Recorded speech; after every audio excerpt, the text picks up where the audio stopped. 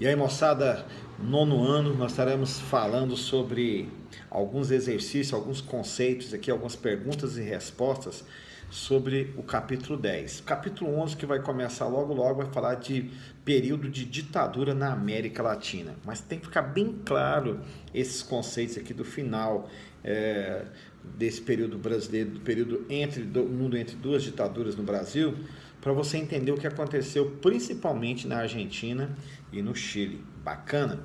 Mas vamos voltar aqui então, vamos fechar esse raciocínio. A questão 1, nós estamos no período do JK, volta no JK, construtor de Brasília, tá.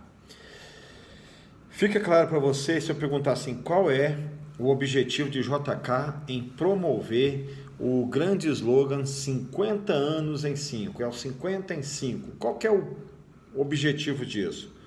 Você vai falar para mim o seguinte: JK queria desenvolver de forma acelerada a economia e a estrutura do Brasil.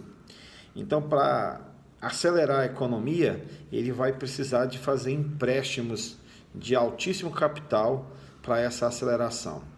Tendo que construir para modernizar esse país que vai ser acelerado, centralizar, vai sair do Rio de Janeiro, vai centralizar, vai colocar aqui no Centro-Oeste, na marcha aqui do Centro-Oeste, desse povo goiano aqui, e aqui era Goiânia ainda, né? Brasília, antes de virar Distrito Federal, ele estava na região de Goiás. Alguém ia falar que é um quadradinho dentro de Goiás? Não é uma cidade topíssima, né? Arquitetura fera. E essa construção, então, também vai precisar de investimento, aceleração de economia, de esgoto, da indústria.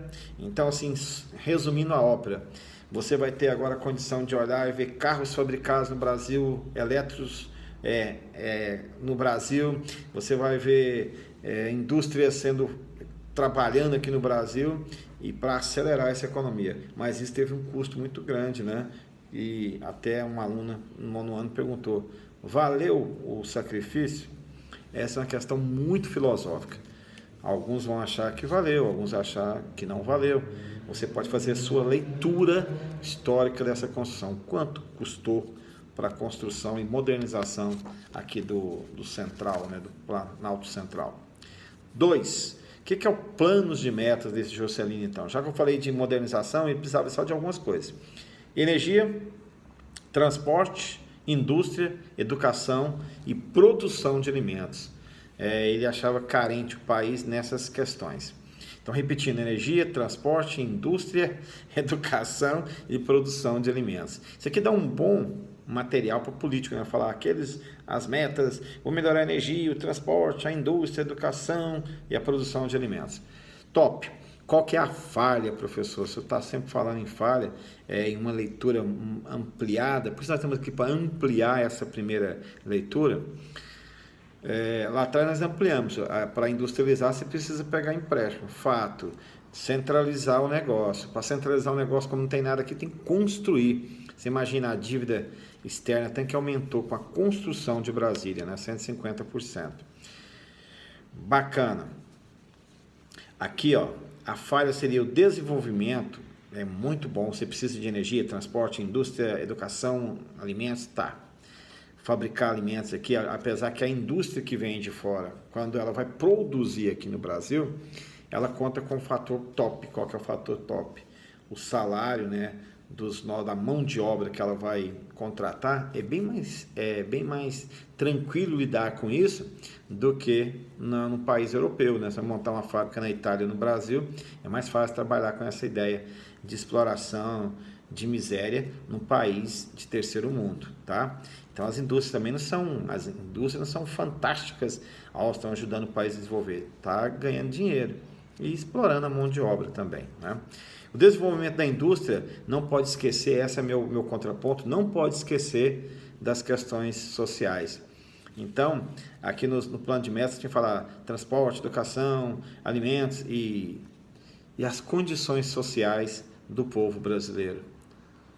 É bacana, se você pegar o plano piloto, é um plano real, é uma cidade moderna, o centro é fantástico ali, o plano piloto. Mas se você for na periferia da própria cidade, que é para ser o modelo de expansão da grande economia, do grande país, tinha essa contradição, né? Só não tinha esgoto, água e assim vai. Já que eu falei nisso, deixa eu fazer um paralelo. Quem eram os candangos? Vamos colocar a pergunta 3. Tá? A gente está aqui trocando ideias. Construção de uma grande capital precisa de gente. Candangos são, ou eram, né, os migrantes, principalmente do Nordeste. Tanto é que até hoje eles brincam lá, né, nordestino, faz essa piadinha indecente lá do povo nordestino, que é um povo top. Esse povo desceu do Nordeste para a construção do DF.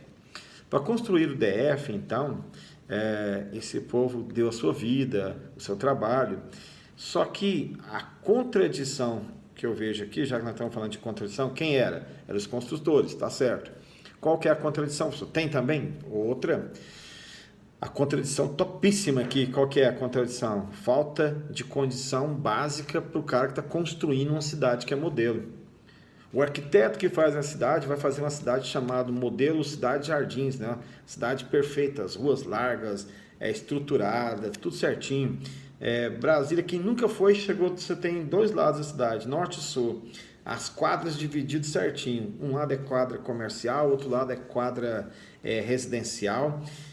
Placas de sinalização perfeita. Você acha em qualquer lugar, você chega lá. E uma ordem lógica, né? Tem a quadra 1, quadra 2, tudo normal.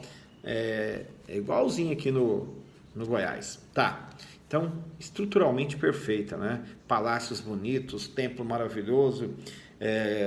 A cidade é bem planejada. Tá. Só que a condição das pessoas que fizeram a cidade são de péssimas condições. Por exemplo, moradia. O cara morava num local que não tinha saneamento básico. O cara que construiu uma cidade com grande saneamento básico não tinha saneamento básico. Sem falar que nas leis trabalhistas, né, eles não tinham material de proteção. Hoje tudo é material de proteção, né? As leis trabalhistas em cima, eles davam o cano nessas pessoas, mandavam embora sem acertos, então foi terrível.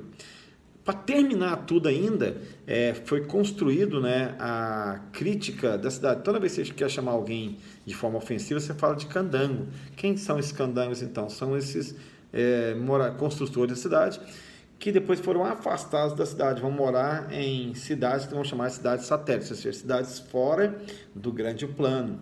Ele não pode contaminar o plano e recebe, então, as piadinhas, as brincadeirinhas sem graça do cara que constrói a cidade, agora é ridicularizado. Jânio Quadro renunciou. Bacana, pergunta 4.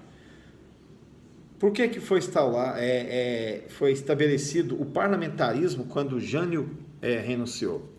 Jânio renunciou, primeiro, lembra que o Jânio jogava em 2 polos, né? Ele era tanto fazer a graça para o socialismo da Rússia, como fazer graça para o capitalismo norte-americano. Jânio renuncia. O vice dele é João Goulart. João Goulart era de partido de esquerda. Além de ser partido de esquerda, já tinha feito uma tragédia quando era ministro do Trabalho de Getúlio Vargas. Tinha influência de Getúlio, que também já assustava as pessoas. Então, assim que ele renunciou, foi mudado o sistema de governo brasileiro e então passando de presidencialismo para parlamentarismo. E o parlamentarismo então vai limitar o poder do presidente que assumiu o vice que virou presidente, João Goulart. Bacana. Mês depois ele vai fazer um golpe contra esse, em 63 ele vai fazer um plebiscito e vai reverter isso. O Brasil volta a ser presidencialismo agora com mais poder, mas quando ele faz isso ele é pressionado a deixar. Então a palavra de ordem aqui de aprofundamento é limitação de poder. Simplesmente mudou de parlamentarismo, de presidencialismo para parlamentarismo, não. Há uma mudança porque há uma limitação do poder de João Goulart, que era o vice de Jânio. Quando o Jânio sai, João Goulart assume, então é para limitar João Goulart. Bacana? Bacana. E a última, esse camarada vai criar um plano chamado trienal. Jango vai criar um plano trienal. Assim que ele assume, ele vai criar um plano trienal. O que é o plano trienal de Jango? Jango vai mudar para baixar a inflação do país, para o país crescer de novo, ele vai fazer um negócio chamado economia forte nesse plano trienal. Nesse plano, ele queria simplesmente fazer o refinanciamento das dívidas externas do Brasil. Lembra das dívidas externas do JK? E ele queria refinanciar, pagar menos juros para ter dinheiro de sobra para investir no país. Embora também aprofundando aqui, toda vez os políticos falam isso, nós vamos parar de pagar a dívida externa para sobrar mais dinheiro para a gente investir nas questões sociais. Nem paga a dívida e também não investem nas questões sociais, e assim nós paramos por aqui. Essas questões são fundamentais. Tamo junto. Aula que vem a gente começa um novo capítulo. Um grande abraço.